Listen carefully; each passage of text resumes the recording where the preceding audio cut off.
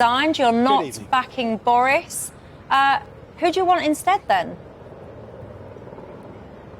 I'm not going to be drawn on who I want. I think the point is I don't want Boris Johnson. I think he needs to go now.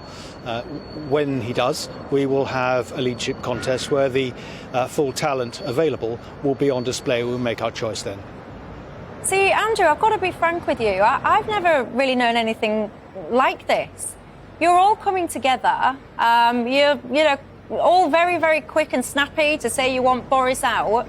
But when asked a simple question, and everyone wants to know the answer, because if you want to change the Prime Minister in the middle of this topsy-turvy situation that we're in, inflation out of control, cost of living crisis, a war in Europe, if you want to take the decision and the steps to get rid of our Prime Minister, why are you so reluctant to say with whom you would like to replace him?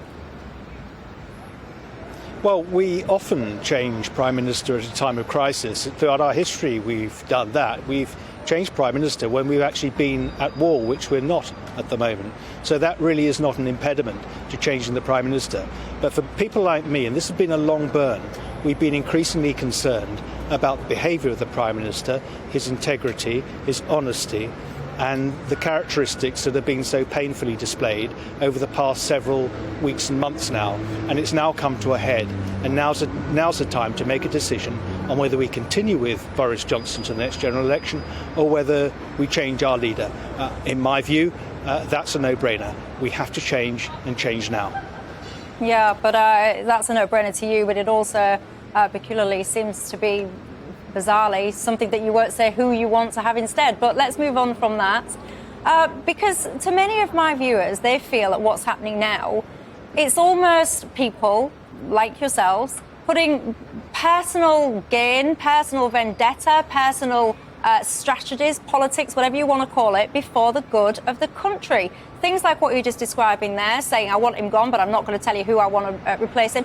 It makes people feel like you're pushing your own agendas for your own benefits, rather than what is the right thing for the country. How would you respond to viewers who feel like that? Well, yesterday I gave up a minor post, which I valued very much indeed. I had been doing it for a while, and I thought I was doing it well and contributing. And I didn't do that lightly. And my ministerial colleagues who have resigned a job which attracted a salary and a pension and all the rest of it. And you don't do that lightly, I can assure you of that. What we have in our minds is how we can improve the state of our constituents. That's why we're here.